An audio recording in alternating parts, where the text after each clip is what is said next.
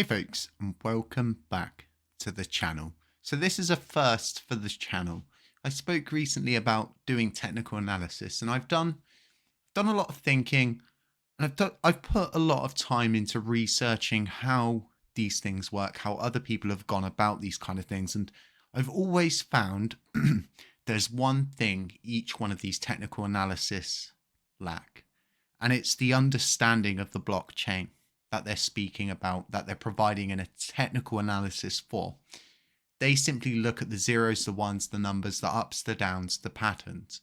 They don't really take into account the sentiment inside the community for that coin. This, I believe, has the most positive effect on a price, and that's what drives price. It's not someone saying to you, oh, it could go up or it could go down, but it does help one's mind to better understand what is going on with the charts, and as to which, if it could keep going, why it could keep going and stuff like that. Because a lot of people don't actually understand when something runs, then it stops, as to why it does that. So these are going to be real kind of crude videos moving forward when we do this, because I'm still learning. Okay, this is a journey here at the HCC channel, a journey of knowledge and information.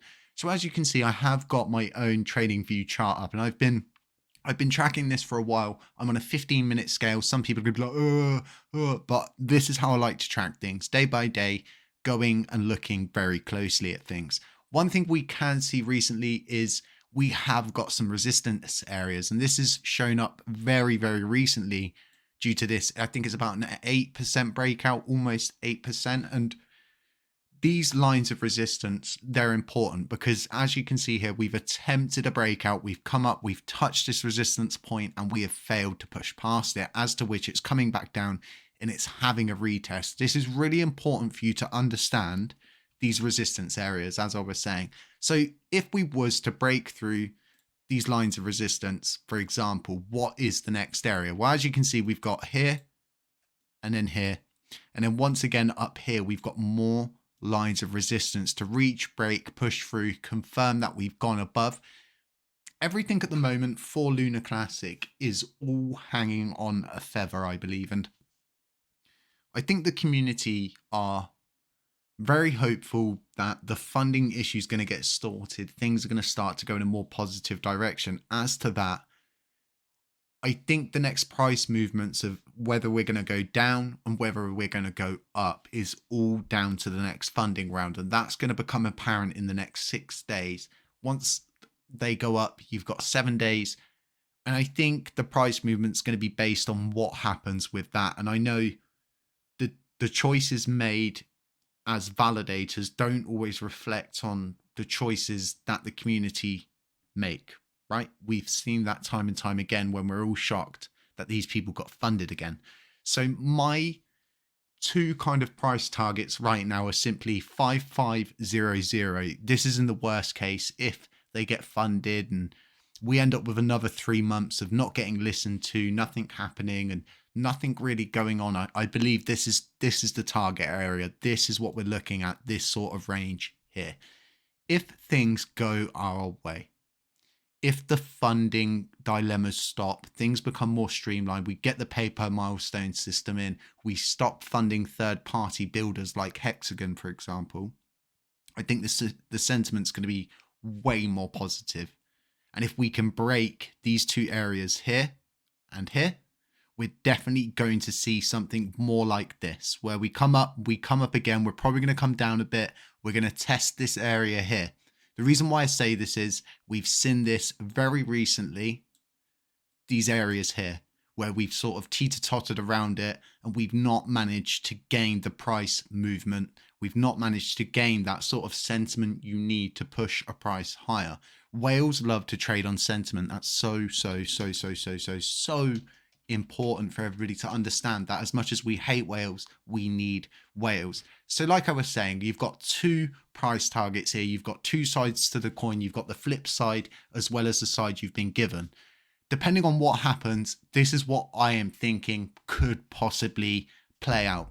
This is what I'm planning for. I'm sort of on the fence. I'm not on the fence. I like to keep dry powder. I like to ensure that I don't path to move my investments around. I like to have actual dry powder, not simply stealing from one investment to gain more in another investment. I believe investing, choosing a time to get in, and then simply dollar cost averaging in with dry powder where and whenever you can. And when things start to move upwards, that's when we start to take profit. We start to take more dry powder. So then once it comes down again, it secures a price and it gets ready to do this sort of movement. Like I was saying, where we go upwards, come down a bit, upwards again, come down and test. And these are areas really where you want to buy, you want to sell, you want to buy, you want to sell, and you want to play the market as it goes up. But do remember, the disclaimers are here on the channel for a specific reason. This is all my own humble opinion moving forward. For all I know, it could all just go like this. You know, we've seen it time and time again, and LUNC is in a very precarious place. So I think with technical analysis, doing something like this for LUNC, because of the understanding I have, you know, it's so important that we do look at the charts, but also we don't let the chart movement control us. We try to understand what could possibly be driving factors behind this. The way we're portrayed to the mass media is so important, because if good things are happening, they're going to be writing good articles. If there's good price movement, they're going to write articles on it. People are going to be looking for things to get involved in as we move forward into the bull run, and no one knows when it's going to come. Nobody knows, but everybody knows that BTC halving leads to the bull run each and every time, regardless of the amount of time it took after the halving. It happens. We all know that, and we can only best position ourselves on this journey to the bull run, because everybody knows the bull runs don't hold. Nothing holds up there. You've really got to play smart. You've got to think smart. You've got to erase the emotion, and you've got to go forward with things and try to understand what's going on in the sector around you. Because what I see here is level of stability, thinking about what's going to happen all the way through here, and then not enough price action, not enough support, not enough people buying, and we see a mass sellout event. And then each time we get to these areas again, and what's either going to happen, like I was saying, we're going to get to here, right? We're going to get to the 26th. We could go up, we could go down, we could go up, we could go down. And ultimately, as we get to the 26th, and as it becomes more apparent as to what's going on with funding, what's going on with teams, what's going on with the future of LUNC, and what the decisions are that are made through decentralized governance, is really going to dictate whether we go all the way upwards or all the way downwards. Because I think a lot of people are going to be upset. There's a lot of trust that's been lost for these developers, for these paid development teams, for people building third-party apps and wanting to become the next all nodes. It's not good. We need more people building for the chain. And the reason why I decided to do a technical analysis is simply there aren't any YouTubers covering anything to do with LUNC anymore. And when they do cover it, they're normally getting shouted at because they're a newbie, they're a newcomer. And LUNC people, they don't really like outsiders. You know, there's been a lot of people that have come, gone, made promises, and to leave people in the dirt and the dust. And it's the same thing every time. They just go silent. They don't even say like, oh, sorry, you know, we failed, or sorry, we did this. It's just sort of like, it's not my fault, you know, this, that, and the other. There's not enough money. And then they just go silent. And it's like everybody loses in this equation. Nobody won. We didn't win. They didn't win. The chain didn't win. Nobody won. People are just walking away. And the idea of winning, like I've said time and time again, is the idea of being in control.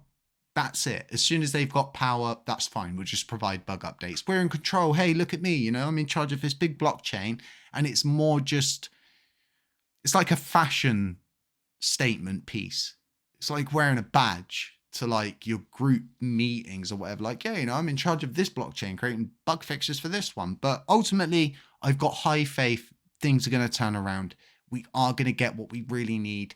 And the chain is going to start to become more streamlined. We can get better developers in. We can stop funding other people and just fund our blockchain to work to the benefit of the community and not to the benefit of some developers, some third-party team simply trying to become the next all nodes from our funding. Folks, let me know what you thought about this. Let me know your price predictions. Like I said, it's either or. 6500 for me or 5500. And then once we either break up or break down, we can take a look, we can have a reflection as to what happened throughout what's been going on. But hopefully we do pump. Hopefully people just go nuts and we do shoot to the moon. We do another 13x, but ultimately all we can do is go off the information we do have readily available. Folks, stay safe, stay humble, stay aware, and as always, catch you in the next one.